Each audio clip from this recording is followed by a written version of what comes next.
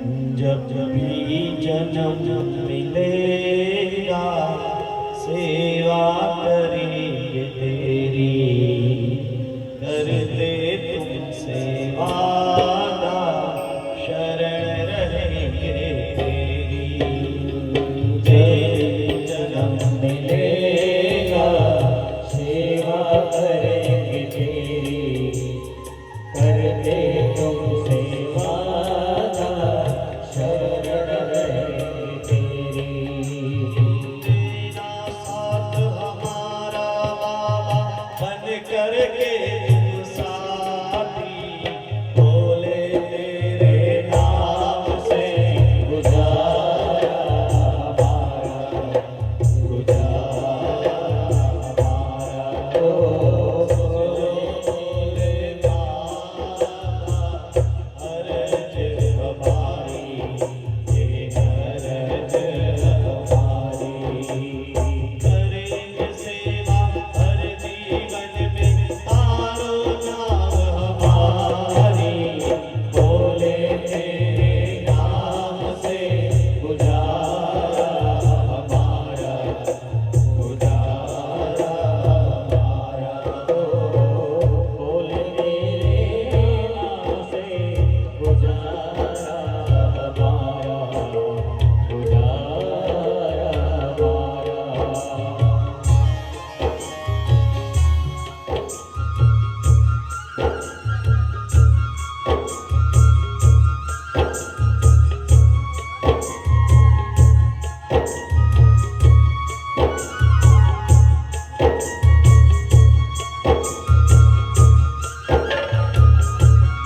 काली के साथ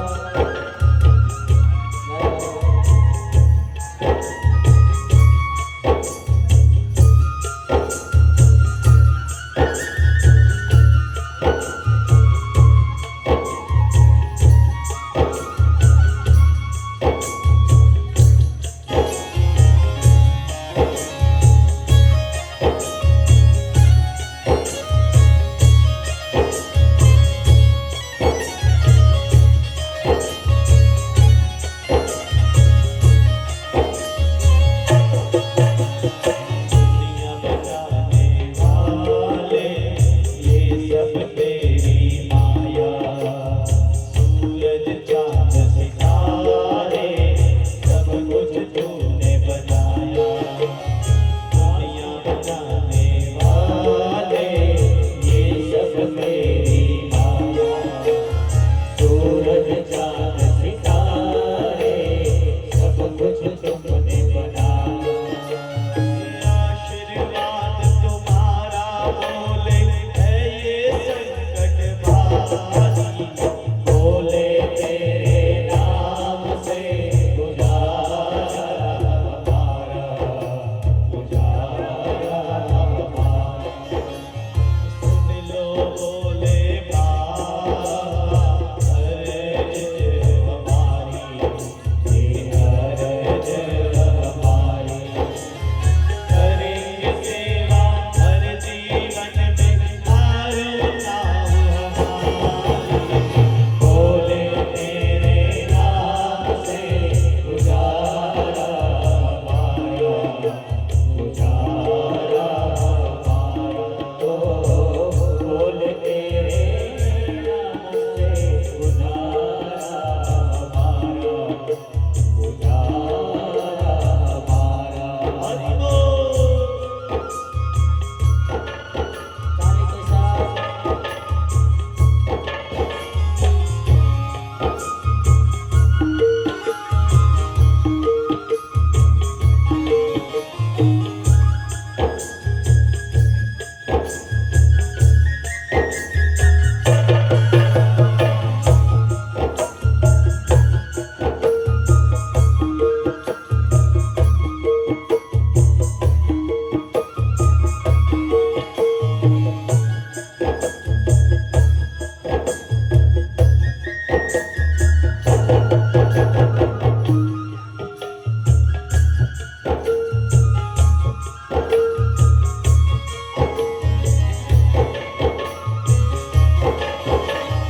जब से होश संभाला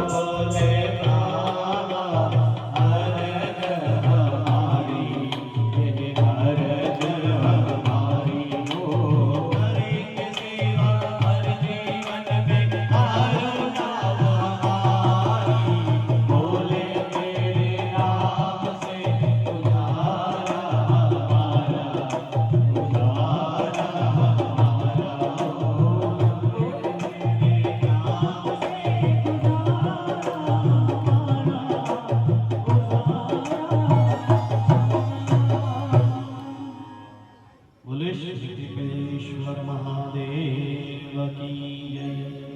हरि ओम हनुमान जी महाराज की जय।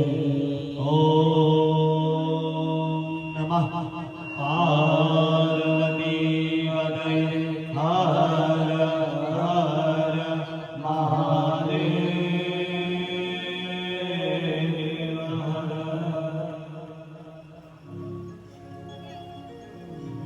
भगवान श्री हरिओम हनुमान जी महाराज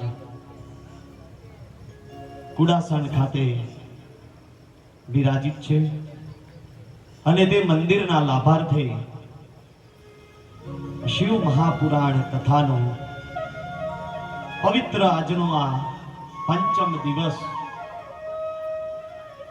અને આજના પંચમ દિવસે અત્રે પધારેલા આપ સૌ શિવ ભક્તો હનુમંત ભક્તોને મારા વ્યાસપીઠ પરથી ઓમ નમઃ શિવાય આપ સૌનું હાર્દિક સ્વાગત કરું છું।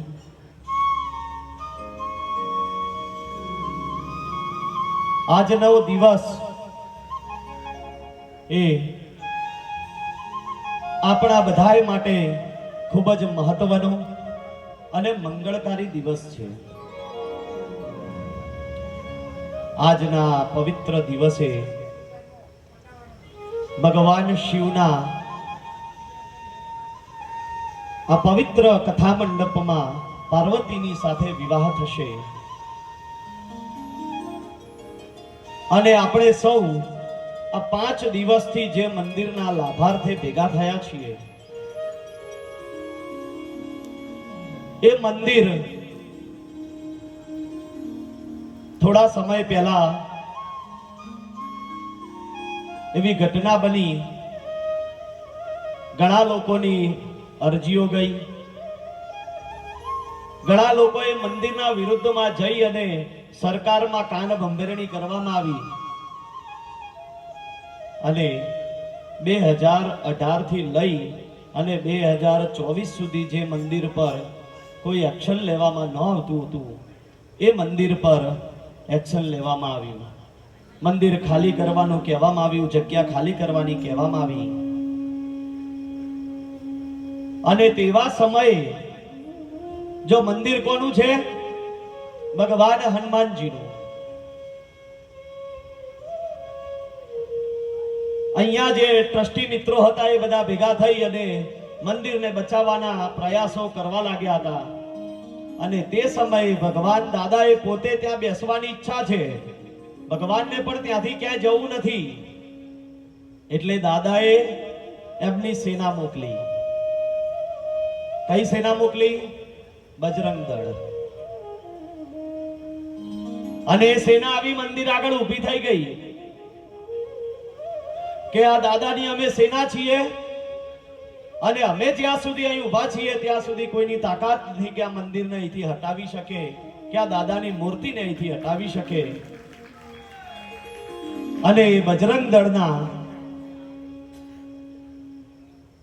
મિત્રો આજે ખાસ અહીંયા આમંત્રણને માન આપી પધાર્યા। હું આપ સૌનું વ્યાસપીઠ પરથી હાર્દિક સ્વાગત કરું છું અને ભગવાન હનુમાન દાદા તમને આવીને આવી શક્તિ આપે, ભવિષ્યમાં પણ અમારા દાદા ઉપર ક્યારે આંચ આવે કે આના સિવાય પણ બીજા કોઈ મંદિર પર કે સનાતન ધર્મ પર જ્યારે કોઈ આંચ આવે ને તો હું તમને કરબદ્ધ નિવેદન કરું છું કે ભગવાને તમને શક્તિ આપી છે, એ શક્તિનો ઉપયોગ કરી અને આંચ આવે ને તેની સામે તમે પહાડ બનીને ઊભા રહી જજો અને દાદા તમને આવી શક્તિ આપે અને આ જીવન તમે આ સનાતન ધર્મના રક્ષક તરીકેની તમારી સેવા આવીને આવી રીતે કરતા રહો, એવા વ્યાસપીઠ પરથી હું આપને આશીર્વચન પાઠવું છું। ગઈકાલની કથામાં આપણે માં સતીનું પ્રાગટ્ય અને આ માં સતીનો દેહ ત્યાગ વિશેની વાત સમજી ચૂક્યા છીએ, સાંભળી ચૂક્યા છીએ અને જ્યારે માં સતી પોતાનો દેહ ત્યાગ કરી રહ્યા હતા તે સમયે મનમાં પર્વતરાજ હિમાલયના પત્ની એવા મેના દેવીનું મનમાં સ્મરણ કરી રહ્યા હતા અને મનમાં એવો વિચાર કર્યો હતો કે હું આ મેના દેવીના દીકરી તરીકે જન્મ લઉં, અને ભગવાન શિવની પ્રેરણાથી તેમણે બીજા જન્મમાં પર્વતરાજ હિમાલયના ત્યાં પાર્વતી સ્વરૂપે જન્મ લીધો. જ્યારે માનો જન્મ થયો ને ત્યારે ગર્ગાચાર્ય મુનિ કે જેઓ હિમાલયના કુલ ગુરુ હતા તેમને બોલાવવામાં આવ્યા, અને ગર્ગાચાર્યજીએ આવી અને માતાજીનું સૌથી પહેલું નામકરણ કર્યું, અને તેમણે માતાજીનું નામ શું પાડ્યું હતું? તો કાલી નામ પાડ્યું હતું. માનો જન્મ થયો ને એ પછી તેમનું પહેલું નામ કાલી પાડવામાં આવ્યું હતું. પરંતુ પર્વતરાજ હિમાલયના તેઓ પુત્રી હતા, એટલે પર્વતસ્ય સપુત્રી ઇતિ પાર્વતી, એટલે પાર્વતી નામ પડ્યું. લોકો તેમને પાર્વતી નામથી બોલાવવા લાગ્યા છે.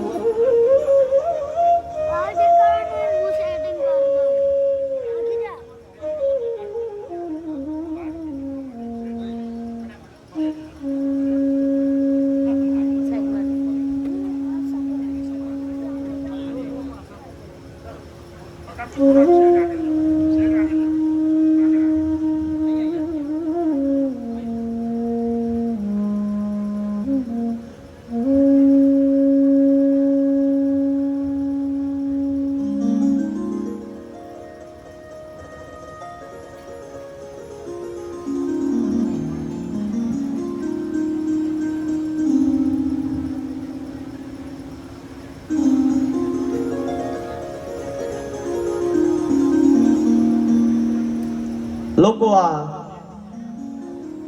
કાલીને પાર્વતીના નામથી સંબોધવા લાગ્યા છે, અને આ માં પાર્વતી આજે પોતાના ભવનની બહાર ક્રીડાઓ કરી રહ્યા છે, રમત રમી રહ્યા છે.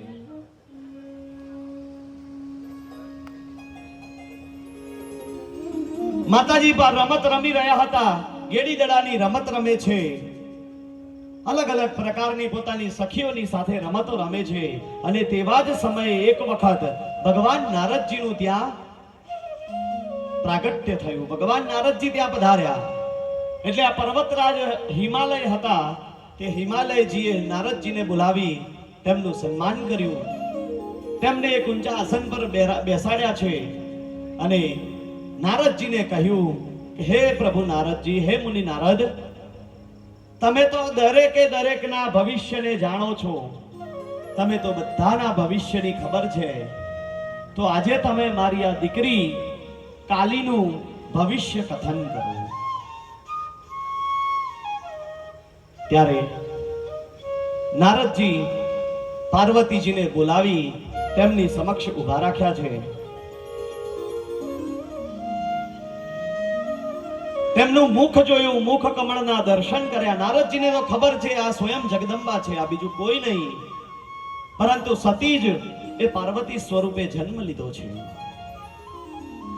એટલે તેમને નમસ્કાર કર્યા, બે હાથ જોડી પ્રાર્થના કરી અને કહેવા લાગ્યા કે હે દેવી, તમારું ભવિષ્ય કથન કરું છું. મનોમન માતાજીની આજ્ઞા લે છે, મારાથી કદાચ કંઈક ભૂલથી બોલાઈ જાય ને તો દેવી મને ક્ષમા કરજો. પરંતુ શિવની પ્રેરણાથી આજે અહીં આવ્યો છું, માટે તમારું ભવિષ્ય કથન તો મારે કરવું જ પડશે. મનોમન આજ્ઞા લઈ અને પર્વતરાજ હિમાલયને આજે દેવી નારદજી કહી રહ્યા છે. શું કહે છે કે હે પર્વતરાજ હિમાલય, તમારી આ પુત્રી છે ને તેના તમામ ગુણો ઉત્તમ છે, સુલક્ષણા છે. તમારી પુત્રી પાર્વતી એ ગુણોનો ભંડાર છે. ભવિષ્યમાં આ દીકરી માતા અને પિતાની કીર્તિને વધારનારી બનશે. હે પર્વતરાજ, આ તમારી દીકરી છે ને સમગ્ર ભૂમંડળમાં નહીં પરંતુ સમગ્ર બ્રહ્માંડની અધિષ્ઠાત્રી દેવી બનશે. આટલું બોલી અને નારદજી વ્યંગ હસવા લાગ્યા છે. મંદ મંદ હસે છે, મુસ્કુરાવે છે. ત્યારે પર્વતરાજ કહે છે કે નારદજી, તમે હસો છો શા માટે? તમારી આ હસીનું કારણ અમને બધાને જણાવો. ત્યારે નારદજી કહે છે કે પર્વતરાજ, આ તમારી દીકરી છે ને, એ જ્યારે લગ્નની ઉંમરની થશે ત્યારે તેને પતિ તરીકે એક નગ્ન યોગી, ગુણ વિનાનો, પિતાજી વિનાનો, માતા વિનાનો અને અમંગળ વેશભૂષા ધરાવનારો પતિ પ્રાપ્ત થશે. આવું સાંભળ્યું એટલે પર્વતરાજ પણ હસવા માંડ્યા. પર્વતરાજ કહે છે કે નારદજી, શા માટે તમે આવી અમારી વ્યંગાત્મક વાતો કરો છો? મારી દીકરી વિશે તમે આવું શા માટે બોલો છો? ત્યારે નારદજી કહે છે કે હું આ વ્યંગ નથી કરતો, આ હું સનાતન સત્ય કહું છું. અને હે પર્વતરાજ, બીજી એક વાત કહું તમને, આ દીકરીને આ પતિ તો મળશે જ મળશે, પરંતુ એ પતિ કેવી રીતે મળશે? અસંખ્ય વર્ષો સુધી તપસ્યા કર્યા પછી તેને આ પતિ પ્રાપ્ત થશે. અને બીજું કોઈ નહીં, તેના પતિ તરીકે તેને સ્વયં ભગવાન શિવ પ્રાપ્ત થશે. આટલું કહી અને નારદજી હતા તેઓ હિમાલયના ત્યાંથી સ્વર્ગે ચાલી નીકળ્યા છે.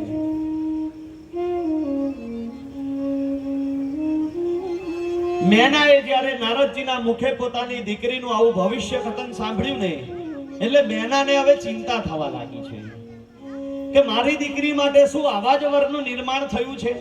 આવો જ પતિ એને પ્રાપ્ત થશે?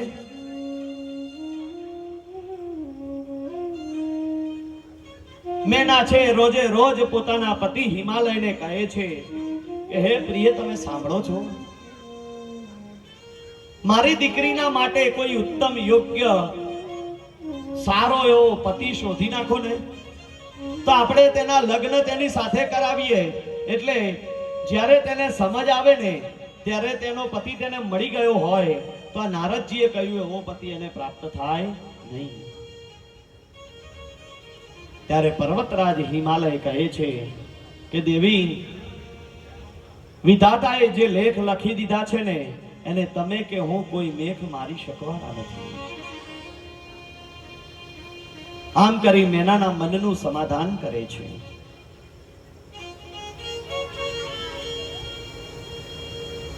થોડો સમય વીત્યો. પાર્વતીજી હવે મોટા થવા લાગ્યા છે. પોતાની સખીઓની સાથે જંગલમાં વિચરણ કરે છે અને દેવતાઓની સાથે ભગવાન શિવનો વાર્તાલાપ થયો. વાર્તાલાપ કરી અને ભગવાન શિવ એ ગંગા નદીના કિનારે આજે તપસ્યા કરવા માટે આવ્યા છે. ભગવાન શિવ ગંગા અવતાર નામની એક જગ્યા છે જ્યાં આવી અને પોતે તપસ્યા કરવા લાગ્યા છે. આ ગંગા અવતાર એટલે એવી જગ્યા કે જ્યારે સ્વર્ગમાંથી ગંગાજીનું ઝરણું નીચે આવ્યું ને, ત્યારે પૃથ્વી પર સૌ પ્રથમ તેની જ્યાં ઉત્પત્તિ થઈ હતી એ જગ્યાને ગંગા અવતાર જગ્યા કહેવામાં આવે છે. આપણી સાદી ભાષામાં સમજીએ તો એને ગૌમુખ કહેવામાં આવે છે, જ્યાંથી ગંગાજી આ પૃથ્વી પર અવતરિત થયા છે. ગૌમુખની પાસે બેસી અને ભગવાન શિવ તપસ્યા કરે છે. જ્યારે ભગવાન શિવની આ તપસ્યા ચાલુ થઈ ત્યારે પર્વતરાજ હિમાલયને ખબર પડી કે ભગવાન શિવ તપસ્યા કરવા માટે આવ્યા છે. એટલે પર્વતરાજ પોતાની દીકરી પાર્વતીને લઈ અને ભગવાન શિવના શિબિરમાં આવ્યા. ભગવાન શિવને બે હાથ જોડી અને વંદન કર્યા. વંદન કરી અને કહેવા લાગ્યા કે હે પ્રભુ શિવ, હું પર્વતરાજ હિમાલય છું તમે મારી આ તળેટીમાં અહીં પધાર્યા છો, તમે મને આજે ધન્ય કરી દીધો છે. પ્રભુ મારા પર એક કૃપા કરો. મારી આ દીકરી છે પાર્વતી, એ તેની સખીઓની સાથે આપની સેવા કરવા માંગે છે.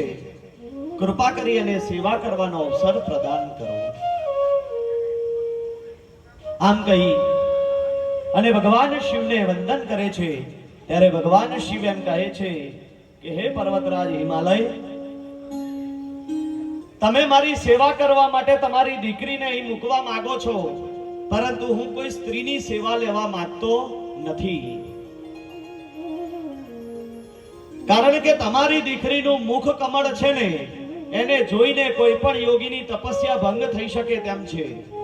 અને હું નથી ઈચ્છતો કે તમારી દીકરી પ્રત્યે મારો કોઈ પણ પ્રકારનો વિકાર ઉત્પન્ન થાય. માટે મારા પર કૃપા કરી અને મારે તમારી દીકરીની સેવા જોઈતી નથી. ત્યારે માં પાર્વતી કહે છે કે પ્રભુ, તમે સેવા લેવાની શા માટે ના પાડો છો? તમે તો પરમ યોગી છો, તમે તો યોગીઓના પણ યોગી છો. મનને અંકુશ રાખવાનું તમારા પાસેથી જ બધા દેવતાઓ શીખે છે. તો તમે તમારા મનને શા માટે નિરંકુશ કરી શકો? કેવી રીતે તમારું મન તમારા નિરંકુશપણામાં જઈ શકે છે?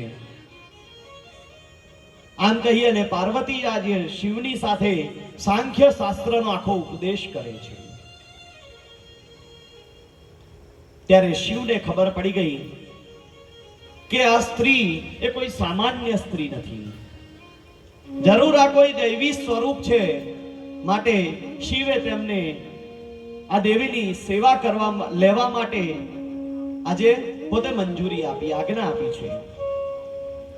આજ્ઞા મળતા જ પર્વતરાજ હિમાલય પોતાની દીકરીને ત્યાં મૂકી અને પોતાના નિજ મહેલમાં આવી ગયા. અને આ પાર્વતી પોતાની સખીઓની સાથે ભગવાન શિવની આજે સેવા કરવા લાગી છે. રોજ સવાર પડે એટલે ભગવાન શિવના ચરણ કમળને ધોવે છે, તેનું ધોઈ અને ભગવાન શિવના ચરણોદકનું પાન કરે છે. આ નિત્યક્રમ હવે ચાલવા લાગ્યો છે. ત્યારે નારદજી બ્રહ્માજીને એક પ્રશ્ન કરે છે કે હે બ્રહ્મદેવ, ભગવાન શિવે તો એવું નિશ્ચિત કરી લીધું હતું, જ્યારે સતીએ દેહ ત્યાગ કર્યો ત્યારે ભગવાન શિવે એક પ્રતિજ્ઞા કરી હતી કે હવે પછી હું ક્યારેય કોઈ સ્ત્રીની સાથે વિવાહ નહીં કરું, મારા જીવનમાં સતી સિવાય બીજી કોઈ સ્ત્રીને પ્રવેશ નહીં આપું. તો પછી આ પાર્વતી અને શિવના વિવાહ શા માટે કરાવવા પડ્યા? અને તેમના વિવાહ થાય તેવું દેવતાઓ અને તમે નારાયણ વગેરે શા માટે ઈચ્છતા હતા? ત્યારે બ્રહ્માજી કહે છે કે હે પુત્ર નારદ, હું તમને એક વાત કહું કે દક્ષ રાજાને 60,000 દીકરીઓ હતી અને તે દીકરીઓમાંથી એક દીકરી જે હતી જેનું નામ હતું દીતિ નામ હતું, એ દીતિના લગ્ન એ દક્ષના દીકરાની સાથે કરાવવામાં આવ્યા હતા. અને તે સમયે આ દીતિ દ્વારા 2 રાક્ષસોનો જન્મ થયો હતો, જેમના નામ હતા હિરણ્યકશ્યપુ અને હિરણ્યાક્ષ. ભગવાન વિષ્ણુએ વરાહ અવતાર ધારણ કરી હિરણ્યાક્ષને માર્યો અને નૃસિંહ અવતાર ધારણ કરી અને હિરણ્યકશ્યપુને માર્યો હતો. અને તે સમયે આ દીતિ હતી, તે દીતિએ ભગવાન બ્રહ્માજીનું એટલે કે મારું તપ કર્યું અને મારી પાસેથી વરદાનમાં એક પુત્રની પ્રાપ્તિ માંગી. અને ત્યારે તે દીતિને એક વ્રજાંગ નામનો પુત્ર ઉત્પન્ન થયો હતો. આ જે વ્રજાંગ હતો ને, એ વ્રજાંગ આમ તો ભગવાનનો માણસ, તેની અંદર રાક્ષસી વૃત્તિ જરા પણ હતી નહીં. પરંતુ આ વ્રજાંગની એક પત્ની હતી, તેનું નામ હતું વરાંગી. આ વરાંગી હતી ને, એ રાક્ષસ વૃત્તિની હતી. આ વરાંગીએ એક દિવસ પોતાના પતિ વ્રજાંગને કહ્યું કે સ્વામી, મારે એક પુત્રની જરૂર છે અને તે પુત્ર જેવો તેવો નહીં, પરંતુ અતિશય બળવાન પુત્રની મારે પ્રાપ્તિ કરવી છે, તો કૃપા કરી તમે મને પુત્રની પ્રાપ્તિ કરાવો. કારણ કે મારે આ દેવતાઓ ઉપર વિજય મેળવવો છે. મારો દીકરો એવો પેદા થવો જોઈએ કે જે આ ઇન્દ્રને જઈ અને હરાવે અને ત્રણેય લોકનો અધિપતિ બને. એટલે વ્રજાંગે પોતાની ઈચ્છા ન હોવા છતાં પણ પત્નીનું કહેવું માની અને તેને પુત્ર પ્રાપ્તિનું વરદાન આપ્યું. સમય ગયો અને આ વરાંગી હતી એ ગર્ભવતી બની. જ્યારે તેણે ગર્ભ ધારણ કર્યો ને ત્યારે તેના ગર્ભનું તેજ એકદમ વધવા માંડ્યું, અતિશય વધવા લાગ્યું. અને થોડોક સમય થયો ત્યારે આ વરાંગીએ એક પુત્રને જન્મ આપ્યો. જેવો આ પુત્રનો જન્મ થયો ને એવો જ આ પુત્ર એ પર્વતની જેમ મોટો થઈ ગયો. ગગનની અંદર કડાકા બોલવા લાગ્યા. વીજળી હતી એ કડાકાને ભડાકા કરવા લાગી. વાયુની ગતિ હતી એ જોરો શોરોથી ફૂંકાવા લાગી છે. ધૂળની ડમરીઓ ઉડવા લાગી. વૃક્ષો હતા એ બધા તૂટી જવા લાગ્યા. અને તે સમયે પશુ પક્ષીઓ હતા એ અમંગલ થઈ અને મૃત્યુ પામી ધરતી પર ઢળી પડતા. જલ પ્રલય આવ્યો. તર્ક અને વિતર્કો કરનારા ઋષિ મુનિઓ ત્યારે ત્યાં પધાર્યા અને તે સમયે કશ્યપ ઋષિ ત્યાં આવ્યા. આની આખી ભૂમંડળની રચના જોઈ, તેના જન્મ સમયનો જે પ્રતાપ જોયો ને એટલે કશ્યપ ઋષિએ આ પુત્રનું નામ તારકા પાડ્યું. પર્વતની જેમ વધી ગયો અને પોતાની માતાને તુરત જ બે હાથ જોડી અને કહેવા લાગ્યો કે માતા, હવે મારે તપસ્યા કરવા જવું છે, તમે મને તપસ્યા કરવાની અનુમતિ આપો. માતા પાસેથી તપસ્યા કરવાની અનુમતિ પ્રાપ્ત કરી અને મધુવનમાં તે ગયો છે. ત્યાં જઈ તેણે બ્રહ્માજીનું તપ કરવાનું શરૂ કર્યું. આ અસુરે એક પગ ઉપર ઉભા રહીને બ્રહ્માજીનું તપ કર્યું. તે છતાં પણ બ્રહ્માજી પ્રસન્ન ન થયા. એટલે 100 વર્ષ સુધી પોતાના જમણા પગના ફક્ત અંગૂઠા ઉપર ઉભા રહી તેણે તપસ્યા કરી, તો પણ બ્રહ્માજી તેના પર પ્રસન્ન ન થયા.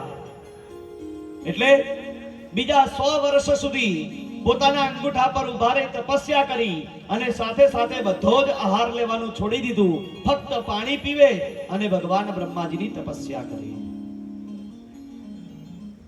તે છતાં પણ બ્રહ્માજી તેના પર પ્રસન્ન ન થયા.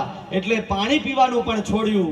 ઝાડની ડાળ પણ ઊંધો લટકી ગયો અને વાયુ ખાઈ અને ભગવાન બ્રહ્માજીની તપસ્યા કરવા લાગ્યો. હવે આની તપસ્યાનું તેજ એટલું બધું વધવા લાગ્યું કે તે તેજના કારણે આ પૃથ્વી છે તેના બધા ઝાડ પાન સળગવા લાગ્યા છે. પૃથ્વીને દાહ લાગવા લાગ્યો છે અને આખી પૃથ્વીમાં દાવાનળ ભભૂકવા લાગ્યા છે. એટલે દેવતાઓએ બ્રહ્માજીને જઈને કહ્યું કે હે બ્રહ્મદેવ, તમે પૃથ્વી પર જાઓ અને આ તારકાસુરને હવે તમે શાંત પાડો. એટલે બ્રહ્માજી પૃથ્વી પર આવ્યા. તારકાસુરને કહ્યું કે હે તારકાસુર, તારી આ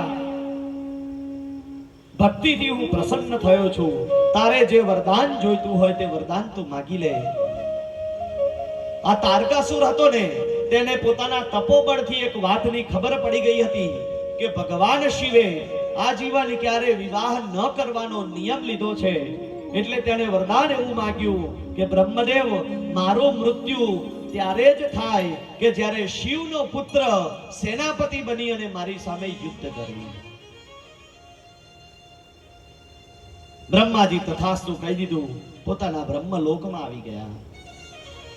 આજે તારકાસુર હતો એને ખબર પડી ગઈ કે ક્યારે શિવ વિવાહ કરવાના નથી, શિવને ક્યારે પુત્ર નહીં થાય અને મારું ક્યારે મૃત્યુ નહીં થાય.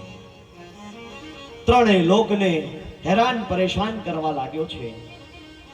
ઇન્દ્ર પર એણે આક્રમણ કર્યું. સ્વર્ગનો રાજા બન્યો, ભૂમંડળનો રાજા બન્યો, પાતાળ લોકનો રાજા બન્યો, ત્રણેય લોકનો અધિપતિ બની ગયો છે.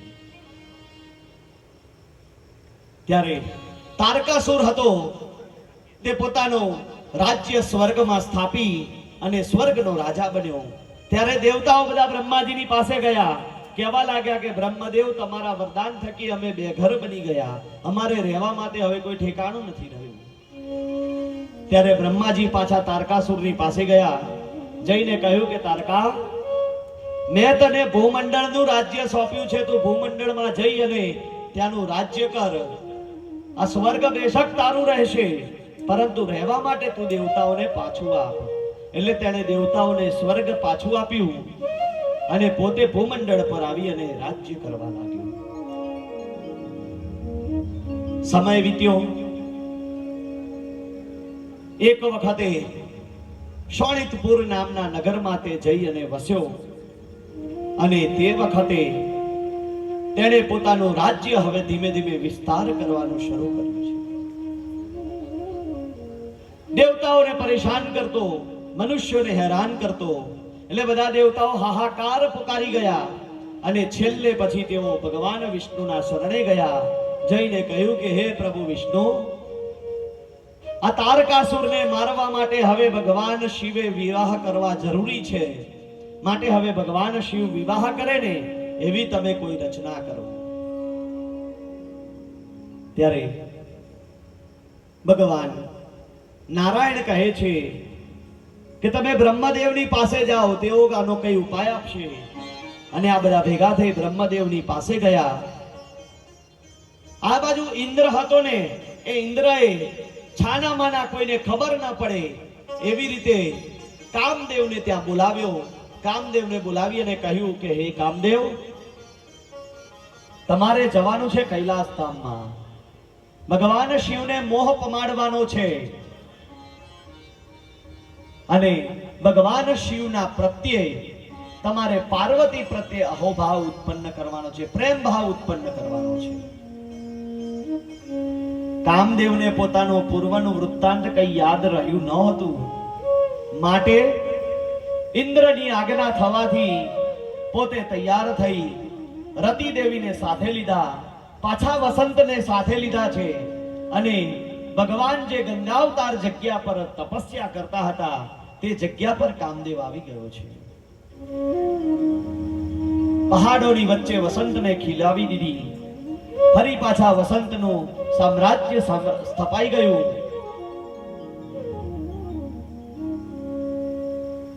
કામદેવ હતો એ બેઠા બેઠા એક ખૂણામાં ઉભા રહી અને ભગવાનની ઉપર અલગ અલગ બાણોના પ્રહાર કરે છે. બાણોના પ્રહાર કરવા લાગ્યો.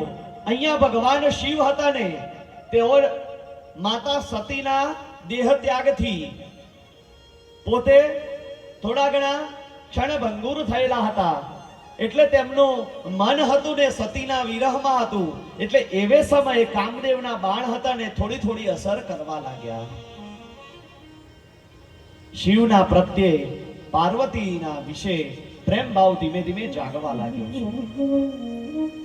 પરંતુ આ તો આદિ યોગી હતા. થોડીક જ વારમાં ખબર પડી ગઈ કે મારા ઉપર કોઈ માયાનો પ્રભાવ થઈ રહ્યો છે. ફરી પાછા પોતાના નયન બંધ કર્યા અને જ્યારે યોગ અભ્યાસમાં જતા રહ્યા ત્યારે યોગ પરથી ખબર પડી ગઈ કે કામદેવ પોતાના મોહન બાણ ચડાવી રહ્યો છે. અને ભગવાને તરત જ પોતાનું ત્રીજું નેત્ર ખોલ્યું અને કામદેવને બાળીને ભસ્મ કર્યા. જ્યારે કામદેવ બળીને ભસ્મ થઈ ગયો ને ત્યારે રતિ દોડતા દોડતા ભગવાન શિવની પાસે આવ્યા અને કહેવા લાગ્યા કે હે પ્રભુ શિવ, તમે આ શું કર્યું? તમે તો મારા પતિને મારી નાખ્યો, હવે મારે જીવન જીવીને શું કરવું? મને પણ તમે બાળીને ભસ્મ કરી નાખો. હે પ્રભુ શિવ, મારા પતિએ તો દેવતાઓની આજ્ઞાનું પાલન કર્યું હતું. દેવતાઓએ કહ્યું હતું કે ભગવાન શિવને પાર્વતી પ્રત્યે પ્રેમ ઉત્પન્ન કરાવો. આમાં મારી કે મારા પતિની કોઈ ભૂલ હતી નહીં. ત્યારે ભગવાન શિવે કહ્યું કે હે દેવી રતિ, તમે ચિંતા કરશો નહીં. અત્યારે સતયુગ ચાલે છે,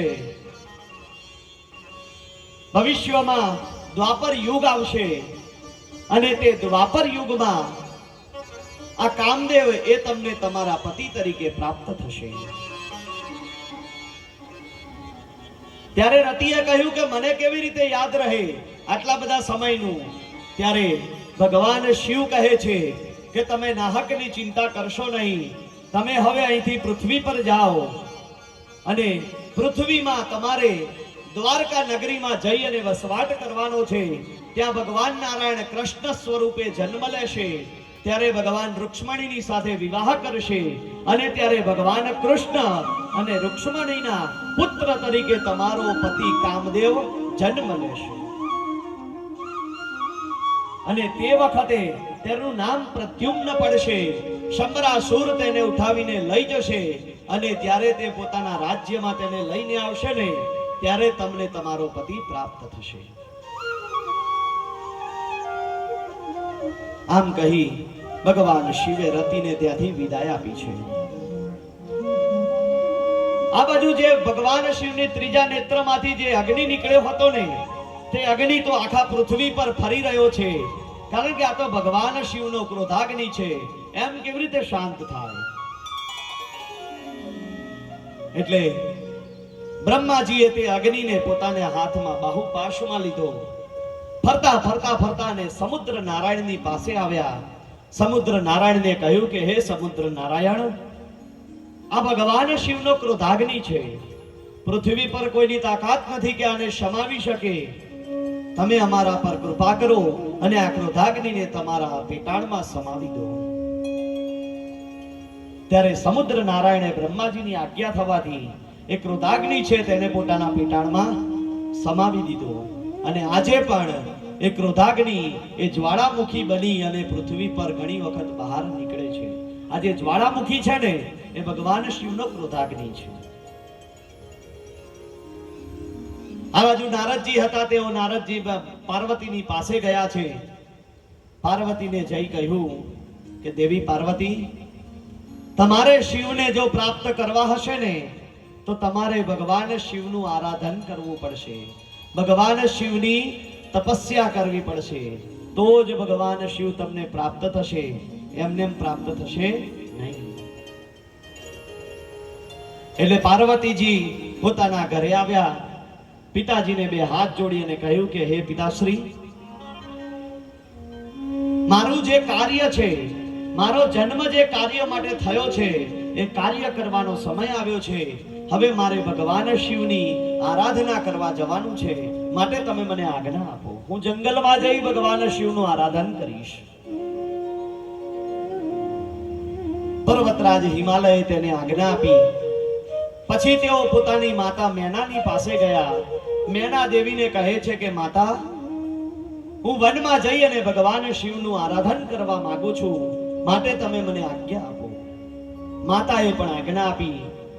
પહેલા તો મેના દેવીએ કહ્યું કે દીકરી, અહીંયા રહીને તું ભગવાન શિવની તપસ્યા કરને, જંગલમાં જવાની શું જરૂર છે?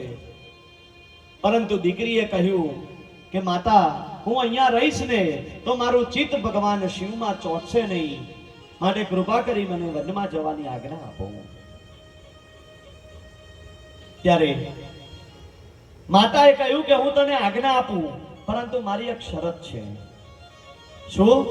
તો કે તારે એકલાએ જવાનું નથી, તું તારી સાથે તારી બે કોઈ પણ સખીઓને લઈને જા. એટલે માતાના કહેવાથી પોતાની બે સખીઓને લઈ અને તે વનમાં જઈ રહી છે. વનમાં ગઈ અને માં પાર્વતી જ્યારે વનમાં જતા હતા ને ત્યારે ભગવાન શિવે તેમના પર પરીક્ષા કરવાની ઈચ્છા થઈ. એટલે મારે મેઘ ખાંગા કરી નાખ્યા, ક્યાંય ચાલવાની જગ્યા નથી. પરંતુ તેવામાં પણ પાર્વતી એ નદીના પ્રવાહમાં ચાલતા ચાલતા પોતાના પિતાનો મહેલ છોડી અને વનમાં પ્રવેશ કરી લીધો છે. વનમાં ગયા અને તે સમયે ઉનાળાનો ધગધગતો તડકો થયો. તડકો એટલો બધો ભયંકર પડ્યો કે જેનાથી દાવાનળ ફાટી નીકળ્યો અને તેવા દાવાનળમાં રહીને પણ માં પાર્વતી શિવનું આરાધન કરે છે. માં પાર્વતી જરાય ડગ્યા નહીં, પોતાનો મન નિશ્ચય કરી રાખ્યો છે કે મારે શિવનું આરાધન કરવું છે. હંમેશા ભગવાન શિવની ભક્તિ કરે છે. રોજ સવારે પડે એટલે ભગવાન શિવની ભક્તિ થાય એટલા માટે વનમાં જે પર્ણ અને પાંદડા મળે છે ને એ ખાઈ અને પોતાનો જીવન નિર્વાહ કરે છે. પાંદડા માતાજી ખાતા હતા એટલે માતાજીનું નામ પડ્યું શું? અપર્ણા. માં જગદંબા ભગવાન શિવનું આરાધન કરે છે. સવાર પડે એટલે જંગલમાંથી અનેક પ્રકારની વનસ્પતિઓ તોડીને લાવે છે. ભગવાન શિવનું પાર્થિવ લિંગ બનાવે છે અને તે લિંગ ઉપર ભગવાન નારદજીએ જે મંત્રનો ઉપદેશ કર્યો હતો તે મંત્રથી ભગવાન શિવનું આરાધન કરે છે. કયો મંત્ર જપે છે? પાર્વતી જપે છે ઓમ નમઃ શિવાય, ઓમ નમઃ શિવાય, ઓમ નમઃ શિવાય. મંત્ર બોલતા જાય. એક પત્ર ભગવાન શિવ પર ચડાવે, ઓમ નમઃ શિવાય બોલે, બીજું પત્ર ભગવાન શિવ પર ચડાવે છે. ભગવાન શિવનું આરાધન ચાલુ થયું. રોજ સવારે પડે ને આ નિત્ય ક્રમ બની ગયો. માં પાર્વતી ભગવાન શિવને ઓમ નમઃ શિવાય મંત્રના જપ કરે છે. ઋષિ મુનિઓ શું કહે છે? આ મંત્ર કેવો છે?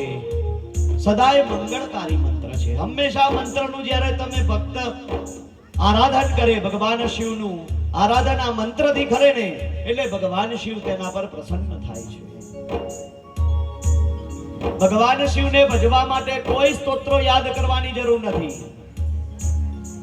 પુષ્પદંત નામના ગંધર્વએ એક સ્તુતિની રચના કરી જેનું નામ હતું શિવ મહિમ્ન સ્તુતિ. એની અંદર પુષ્પદંત મહારાજે કહ્યું છે, શું કહ્યું છે? મહેશાના પરો દેવો. મહેશ એટલે કે શિવ જેવો કોઈ દેવ નથી. મહિમ્નો ના પરા સ્તુતિ. મહિમ્ન જેવી કોઈ સ્તુતિ નથી. અઘોરાના પરો મંત્રો. અઘોર જેવો કોઈ મંત્ર નથી. નાસ્તિ તત્વમ ગુરોર પદમ. એટલે ગુરુ જેવું કોઈ તત્વ નથી. એટલે તમારા ગુરુએ તમને જે જ મંત્રનો ઉપદેશ આપ્યો હોય એ જ મંત્રથી ભગવાનની જ્યારે તમે ભક્તિ કરો ને ત્યારે તમારા પર એ ભગવાન સદાય પ્રસન્ન થાય છે. એટલે પાર્વતીજીએ પણ નારદજી આપેલા મંત્રનું રટણ કરે છે, કારણ કે પાર્વતીજી માટે ગુરુ મંત્ર છે. કયો મંત્ર છે? જે મંત્ર સદા મંગળકારી. ઓમ નમઃ શિવાય, ઓમ નમઃ શિવાય. શ્રી મંત્ર મહામંગલકારી.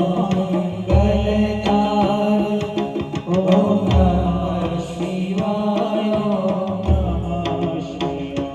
તેરા જાપ જપો સોનરનારી. ઓમ નમઃ શિવાય, ઓમ નમઃ શિવાય. તેરા જાપ જપો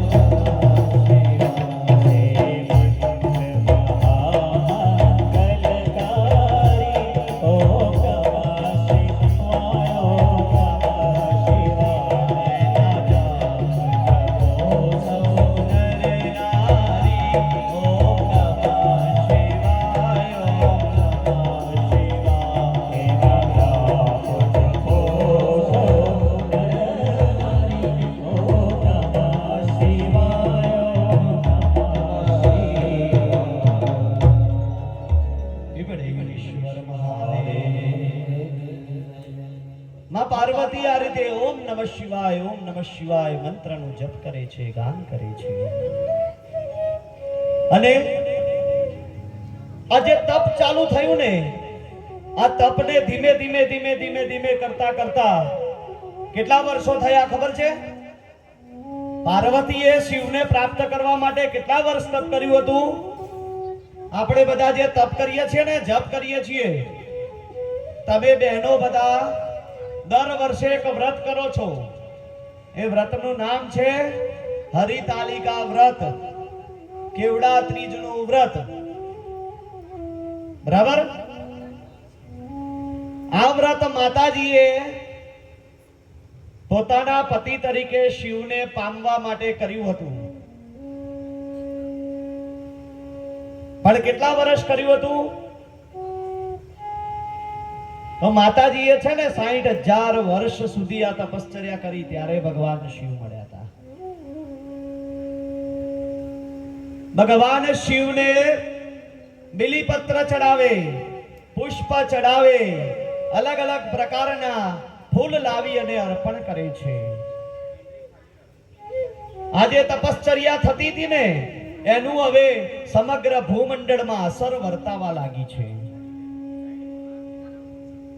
ધીમે ધીમે કરી અને આ સમગ્ર ભૂમંડળમાં આ તપનો ભાર વધ્યો છે.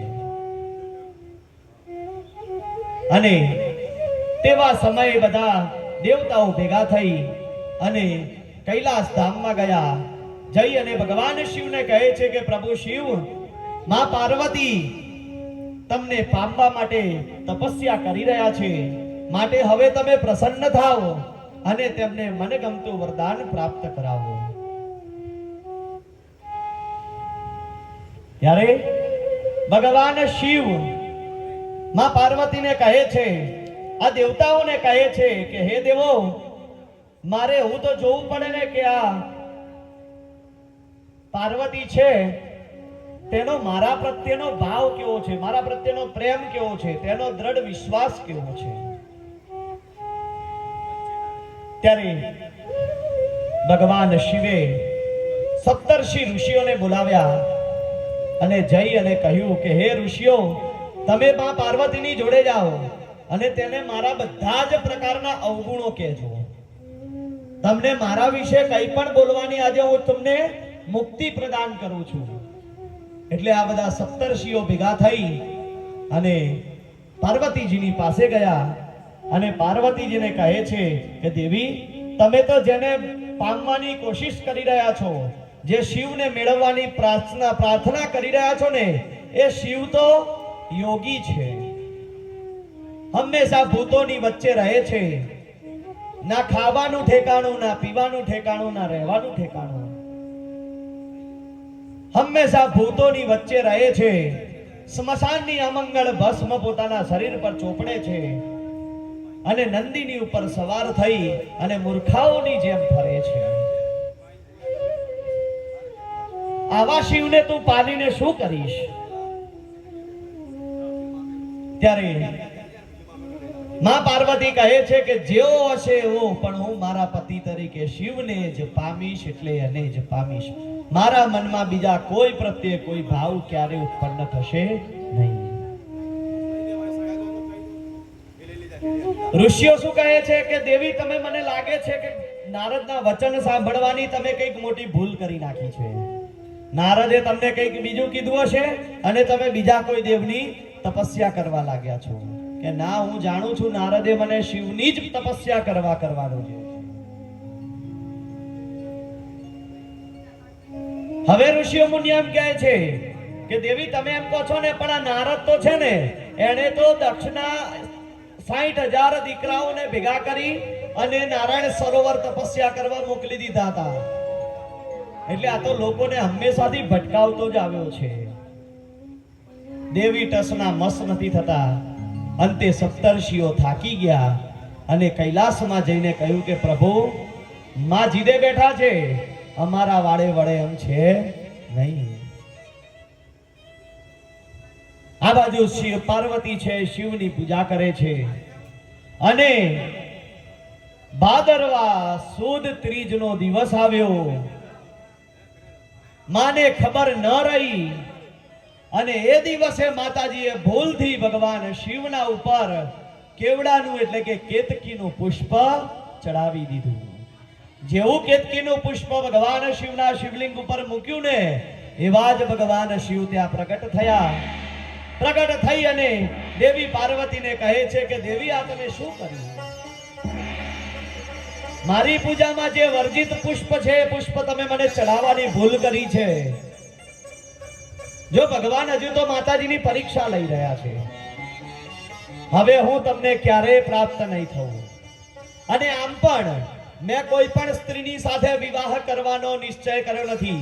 મેં નિશ્ચય કર્યો હતો કે હું સતીની સાથે જ વિવાહ કરીશ અને એ મેં કરી લીધા. હવે બીજી કોઈ સ્ત્રી મારા જીવનમાં ક્યારે આવી શકે તેમ નથી.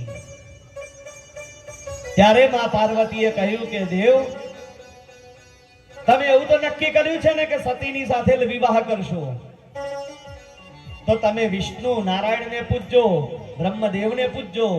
હું પોતે છું ને સતીનો જ અવતાર છું. હું બીજી કોઈ સ્ત્રી નથી, હું સતી જ છું.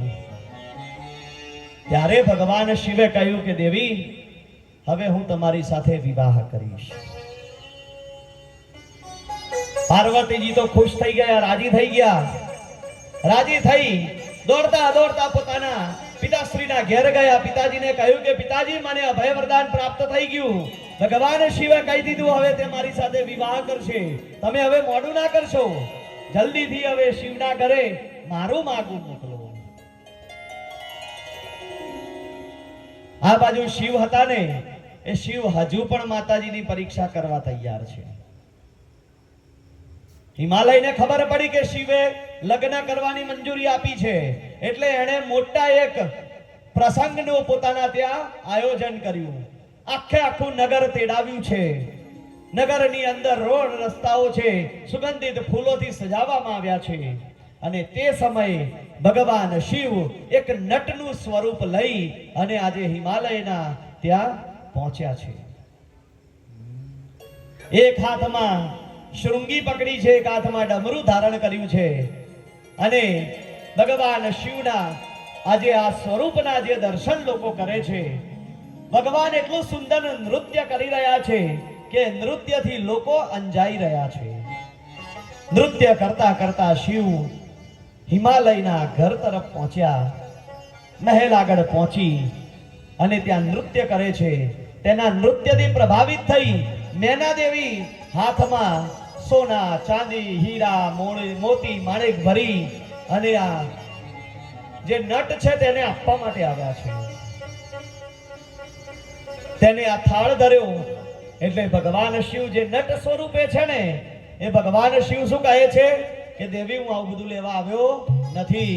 જો તમારે મને દાન આપવું હોય ને તો તમારી કન્યાનું દાન કરો. નટનું આવું વચન સાંભળી અને મેના દેવી ક્રોધાયમાન થયા. અને તે જ સમયે હિમાલયજી પણ બહાર આવ્યા અને માં મેનાએ કહ્યું કે આપણી દીકરીનું દાન માગે છે. એટલે હિમાલય પણ ક્રોધે ભરાયા અને ક્રોધે ભરાઈ અને આ હિમાલય છે ને એ આ નટને કહે છે કે આ નટને હે સૈનિકો બધા ભેગા થઈ અને નગરની બહાર કાઢી મૂકો. સૈનિકો આવ્યા, નટને મારવાની કોશિશ કરે પણ કંઈ કરી શકતા નથી. અને તે સમયે ભગવાન શિવ પોતાના સ્વરૂપની ઝાંખી કરાવે છે. ઘડીકમાં ભગવાન નારાયણ સ્વરૂપે દેખાય, ઘડીકમાં બ્રહ્મા સ્વરૂપે દેખાય અને અંતે રુદ્ર સ્વરૂપે દર્શન આપ્યા ને ત્યારે હિમાલયને ખબર પડી કે આ સ્વયં ભગવાન શિવ આજે મારા દ્વારે આવ્યા છે. ભગવાનને વંદન કર્યા અને હિમાલયે કહ્યું કે હે પ્રભુ હવે જલ્દીથી તમે મારા ત્યાં પધારો, હું મારી દીકરીનું તમારી સાથે વિવાહ કરાવીશ. શિવજી તરત જ નગરની બહાર ગયા અને એક બ્રાહ્મણનું સ્વરૂપ લઈ પાછા નગરમાં આવી ગયા. પાછા હિમાલયના ત્યાં ગયા અને હિમાલયને હવે ભગવાન શું કહે છે? જે પાર્વતીને સપ્તર્ષિએ કહ્યું હતું એ હિમાલયને કહે છે કે હિમાલય તું તારી દીકરીને જેના ત્યાં વડાવે છે ને એ તો અનેક પ્રકારના નશાઓનો નશો કરે છે. ભૂખતોની વચ્ચે રહે છે, નગ્ન અવસ્થામાં હંમેશા વિચરણ કરે છે, અને એકવાર ધ્યાન અવસ્થામાં જતો રહે ને તો ક્યારે પાછો આવે એને ખબર નથી હોતી. ક્રોધ તો એના કપાળ પર હંમેશા લાગેલો ને લાગેલો હોય છે. રખે ને જો તારી દીકરીથી કઈક ભૂલ થઈ ને તો મને તો એવી બીક છે કે જેમ કામદેવને બાળી નાખ્યો તો ને એમ તારી દીકરીને આખે બાળી ના દે. આવા બધા વાતો કહીને એટલે હિમાલયનું મન થોડુંક ડગવા લાગ્યું. નૈના દેવી આ બધું સાંભળતા હતા એટલે તરત જ આવીને કીધું કે આપણે આપણી દીકરીને આવાના ત્યાં પરણાવી નથી, રહેવા દો, આપણે આવા લગ્ન નથી કરાવવા, આપણે કોઈક બીજો સારો વર શોધી એના લગ્ન કરાવીશું. અને તે સમયે પાછા ભગવાન પોતાના કૈલાસ ધામ ગયા, સપ્તર્ષિઓને બોલાવ્યા અને કહ્યું કે હે સપ્તર્ષિઓ, હવે આ હિમાલય છે ને એનું મન થોડું ડગ્યું છે, હવે તમે જાઓ થોડું વધારે ડગાવો. સપ્તર્ષિઓ આવ્યા અને સપ્તર્ષિઓ પણ આવી જેવી તેવી વાતો કહેવા લાગ્યા છે. અને જ્યારે સપ્તર્ષિઓએ આવી વાત કરીને ત્યારે હિમાલય નક્કી કરી દીધું કે હવે મારી દીકરી આ શંકરને પરણાવી નથી. અને તે સમયે નારદજી ત્યાં પધાર્યા અને નારદજી હવે હિમાલયને કહે છે કે હિમાલય, આ ભગવાન શિવની જ બધી માયા છે, આ ભગવાન શિવ માયા કરી રહ્યા છે અને તારું મન ડોલાવી રહ્યા છે. અને હિમાલયને મનમાં સાંત્વના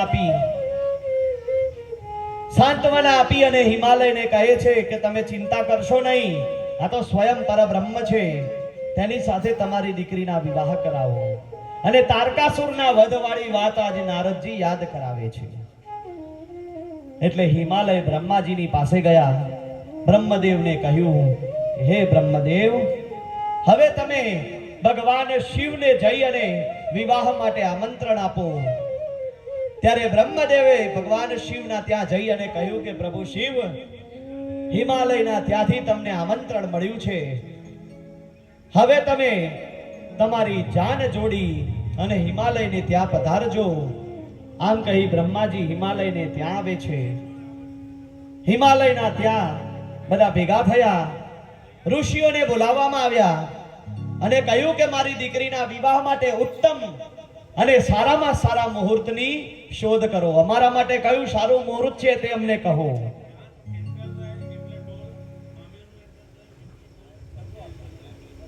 ત્યારે આ સપ્તર્ષિઓ હતા ને તેમણે કહ્યું કે હે રાજા હિમાલય, ભગવાન શિવનું વિવાહ માટેનું આજથી 7 દિવસ પછીનું મુહૂર્ત આવી રહ્યું છે. તે સમયે અધિપતિ ચંદ્રમા પોતાના પુત્ર બુધની સાથે લગ્ન ગ્રહમાં રહે છે અને રોહિણી નક્ષત્ર આકાશ મંડળમાં આવે છે. માગશર માસ આવે છે અને સોમવારનો ઉત્તમ દિવસ આવે ને એ દિવસે સર્વે ગ્રહો એ શુભ કરનારા બને છે. શ્રેષ્ઠ ઉત્તમ પુત્ર દેનારો આ સંયોગ બને છે. બૃહસ્પતિનો સુંદર યોગ બની રહ્યો છે અને એ દિવસે તું ભગવાન શિવને તારી દીકરીનું દાન આપી અને તારા જીવનને ધન્ય કર અને તારા માટે મોક્ષનો માર્ગ શોધ. શિવ પાર્વતીના વિવાહનો દિવસ નક્કી થયો એટલે આમંત્રણ પત્રિકાઓ બનાવવામાં આવી. ભગવાન શિવની આમંત્રણ પત્રિકા કેવી રીતે લખાઈ હતી? જંગલમાં જઈ અને મોટા મોટા ભોજપત્રો તોડી લાવવામાં આવ્યા અને દાડમ હોય દાડમની કળીઓને તોડી અને એ કળીઓને કંકુમાં બોળી બોળી અને ભોજપત્ર ઉપર આજે ભગવાન શિવના લગ્નની કંકોત્રીઓ લખાય છે. પાર્વતીજીના લગ્નની કંકોત્રીઓ લખાવાની શરૂઆત થઈ. જ્યારે લગ્ન કંકોત્રી લખવાની હતી ને, આપણા ત્યાં પણ આ રિવાજ છે, બધો રિવાજ. શા માટે આ બધા રિવાજો કરવામાં આવે છે? તો ભગવાન શિવે એક શરત મૂકી હતી. શું? કે હું પાર્વતીની સાથે વિવાહ કરીશ, જ્યારે બ્રહ્મદેવ આમંત્રણ આપવા ગયા ને ત્યારે ભગવાન શિવે કહ્યું કે હું આમંત્રણ તમારું સ્વીકારું છું, હું વિવાહ કરીશ, પરંતુ મારી એક શરત છે, તમામ પ્રકારના લોકાચારની સાથે મારો વિવાહ થવો જોઈએ, બધા જ પ્રકારના લોકાચાર કરો. એટલે સૌથી પહેલો લોકાચાર એ વરરાજાને કંકોત્રી લખવાનો, એ કંકોત્રી લખાવાની શરૂઆત થઈ છે.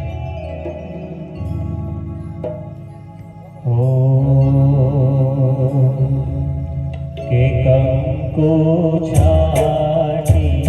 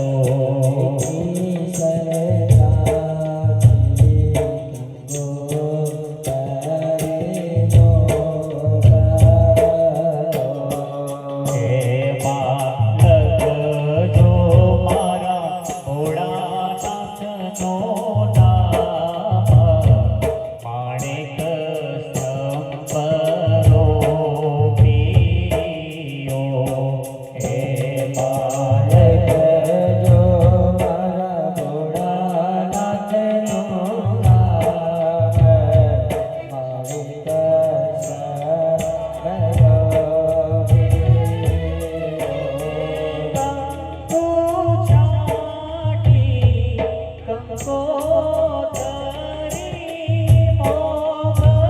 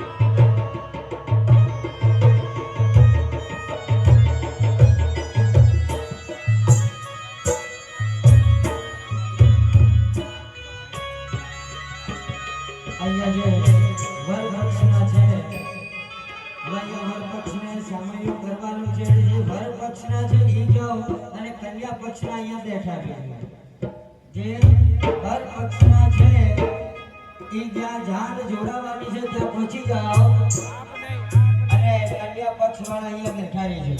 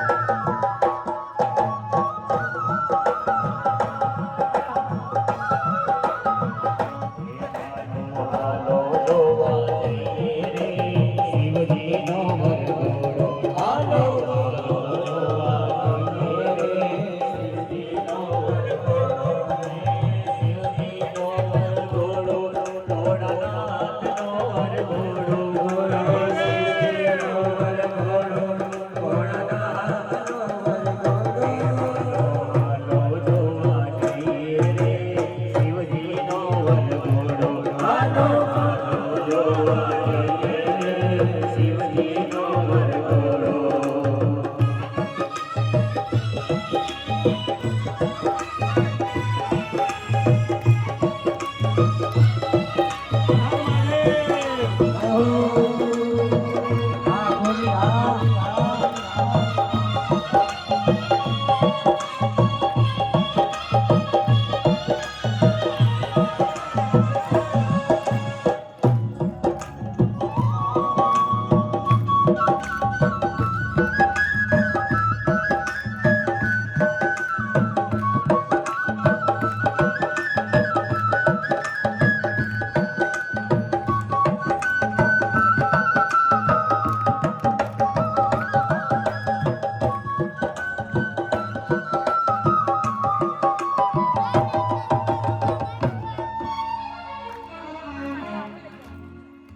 અને ખરેખર શંકર ભગવાન આવી ગયા છે અને ખરેખર મસ્ત રાઉન્ડ થઈ જાય ગરબાનો ત્યારે અમે મૈયા રે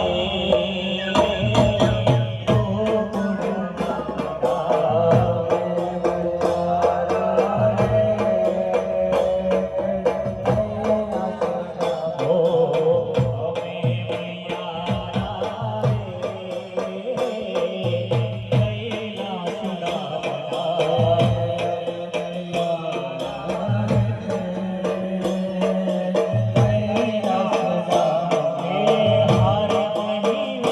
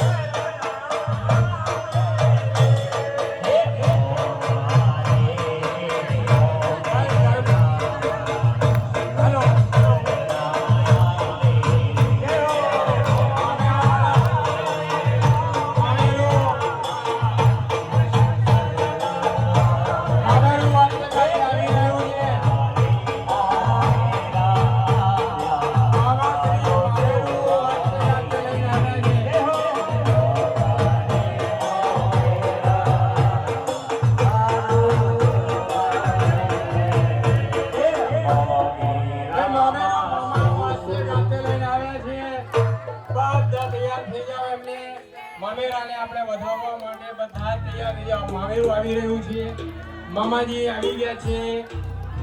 એમની પાસે આપેલું છે દરેક વસ્તુઓ ત્યાંથી થઈ જશે. દરેક સગવડ આપણે આગળ કરેલી છે માટે મામેરાના જે કંઈ છે બધા જે આપણે વાતે ગાતે મામેરાની અંદર મંડપ બાજુ લઈ આવીએ છીએ. ખૂબ ખૂબ રૂડું મામેરું મામા લઈને આવ્યા છીએ. એમને આજે ઘણા સોના ચાંદી અને રૂપું ઝવેરાતના કેટલાક વીઘા જમીન આપી દીધી છે. પૃથ્વી પરની અડધી જમીન છે તે આજે દાન કરી દીધી છે એમણે.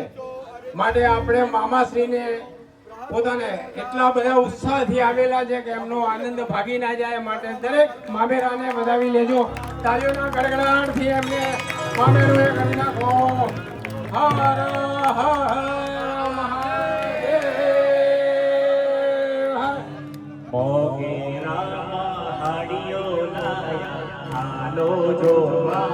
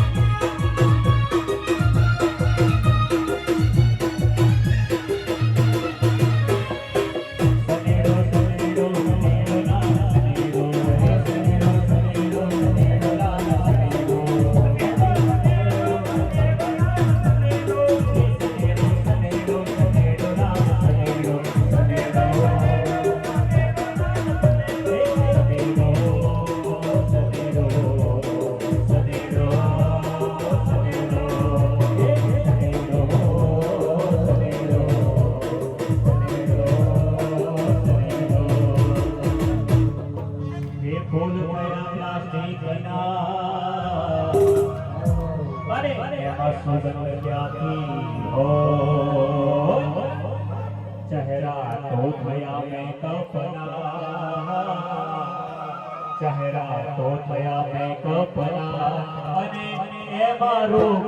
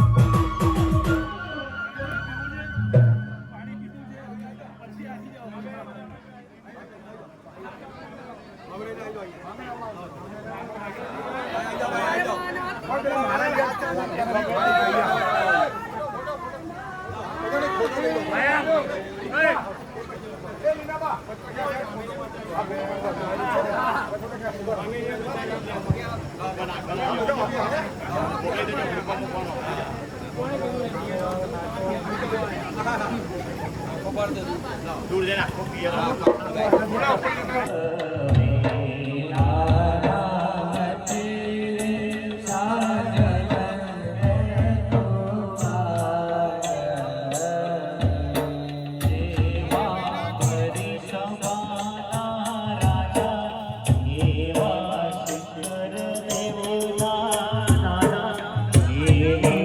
Hare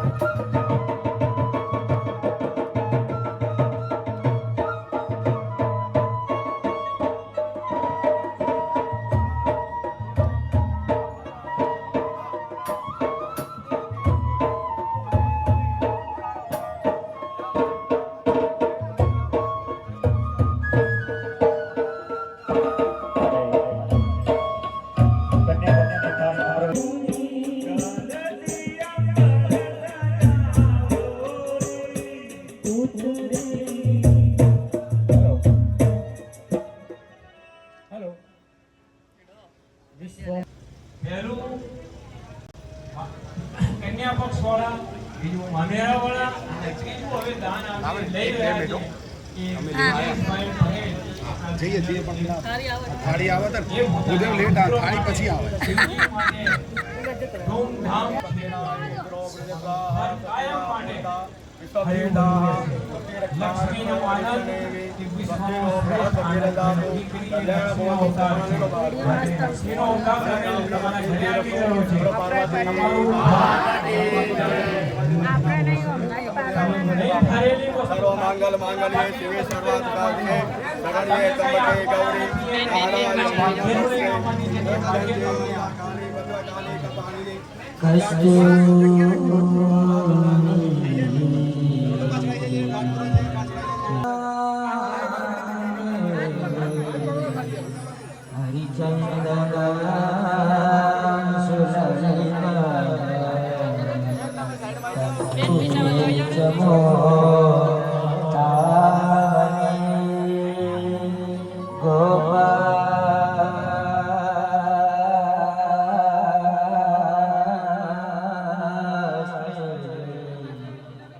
Hare Krishna